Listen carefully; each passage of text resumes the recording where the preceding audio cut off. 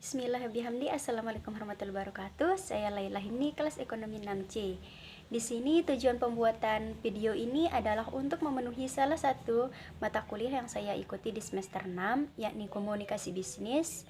Nah, di sini saya sudah membaca dua buku. Yang pertama itu manajemen bisnis syariah dan berwirausaha, dan yang kedua manajemen bisnis syariah.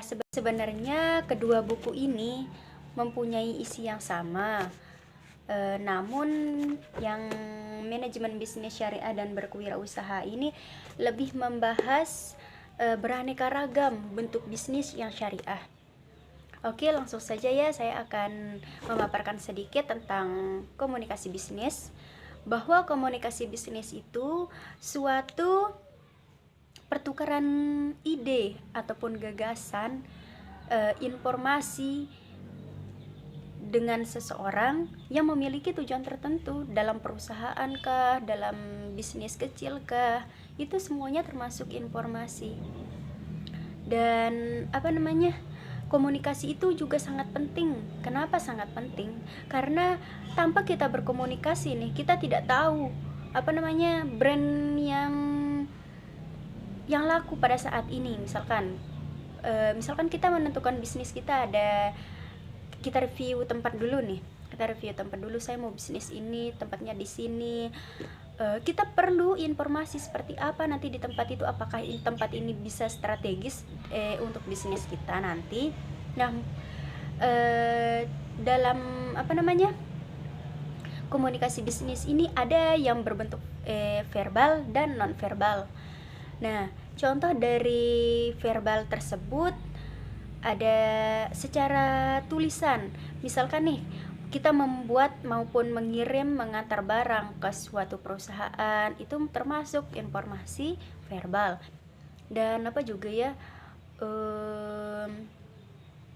mengirim surat konfirmasi barang mengenai pelanggan, itu juga termasuk. Kemudian juga membuat dan mengirim surat pengaduan ke pihak yang bersangkutan gitu, itu termasuk. Dan komunikasi nonverbal ini bisa kita lakukan secara langsung. Maksudnya itu kita bisa melihat ekspresi pelanggan kita. Misalkan nih, kita dalam bisnis bisnis boba nih di pinggir jalan. Strategi pemasaran kita sudah kita atur nih.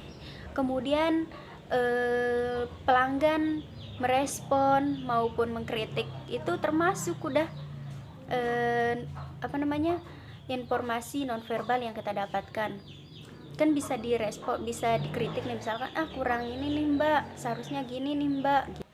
Nah, itu termasuk bentuk komunikasi bisnis yang kita dapatkan yang berbentuk nonverbal dari pelanggan secara langsung, sehingga nanti bisnis kita bisa berkembang dari kritikan tersebut maupun sanjungan tersebut.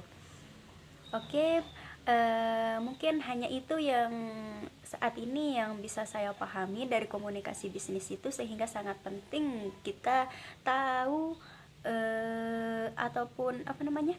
kita tahu maupun mencari tahu tentang informasi bisnis yang sedang kita laksanakan untuk mengembangkan bisnis kita.